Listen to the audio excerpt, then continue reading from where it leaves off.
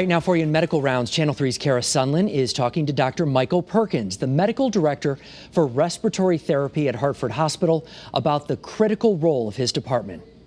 You know, a lot of people are concerned about what's coming next, but when it became clear that we were in the midst of a national pandemic, what steps were you already taking to prepare for your critical care response? Yeah, thank you for asking. So here at Hartford Healthcare, we recognized very early on that we would have to take a proactive approach to planning for this. As we saw the infection roll out in China and Italy, the systems were overwhelmed. So we created a multidisciplinary team of our nursing leadership, advanced practitioner leadership, and leaders in the medical physician community in terms of our critical care council.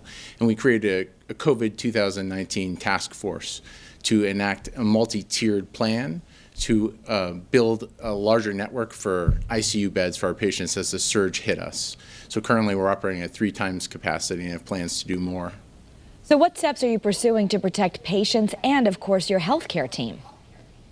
Yeah, so this is certainly a hot button issue. We have taken a system-wide approach of appropriately providing PPE for all workers in Hartford Healthcare, with a focus on N95s for healthcare practitioners that are exposed to large degrees of aerosols.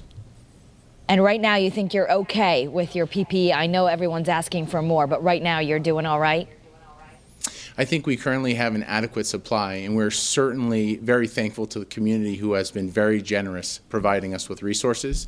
We would love any further donations of N95 masks, face shields, etc., and we are always looking for more.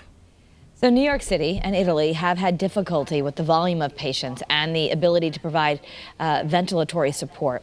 Is Hartford situated to meet this need? Yes. So we actually are situated fairly well. Similar to the bed situation that we discussed, our COVID task force analyzed how many people we could ventilate. And through the foresight of our respiratory therapy leadership, we can ventilate close to 240 people relatively well.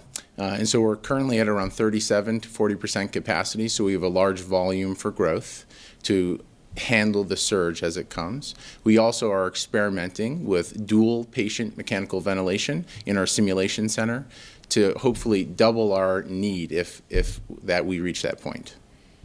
People I know can help at home. What would you like to tell them? Yeah, I think this is the most important thing. You know, we are here and we are happy to take care of you when you come into the hospital. I think the most important thing is that we really need to double down on social distancing at home. It's really important for us now as a community to take stock in being at home with our families and not going out into the community and exposing ourselves to risk. And this will hopefully help our healthcare systems handle the burden.